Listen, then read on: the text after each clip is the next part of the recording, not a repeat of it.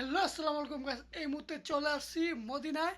এই দেখেন বরকালের একটা জনপ্রিয়তার একটা সম্মান্য ব্যক্তি মামুন।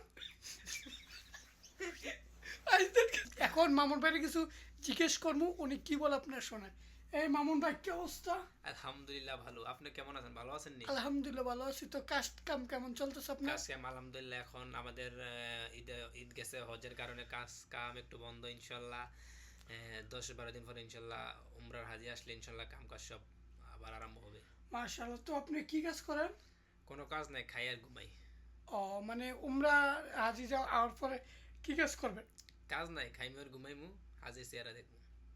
এই দেখছেন, মানে দেখতে দেখতে দিন যায়। আপনি বিয়ে শাদী করছেন? অলরেডি একটা করেছি, আর একটা করার আশা আছে। ও আচ্ছা আচ্ছা, বাচ্চা কাচ্চা হয় না নাকি, না একটা বিয়ে করা? এতে দেখছেন আপনি উনি। বিয়ে শাদী করছেন ভাই? না না, আমি এখনো বিয়ে শাদী করি নাই। তো আমার লাগে মাইতে দেখেন। ফেসবুকে তো আছে তো, অনলাইনে দিয়ে ফেসবুকে মেসেঞ্জারে 10-12 আছে, এগুলো কি? এগুলো তো টাইম পাস। কিসের টাইম পাস?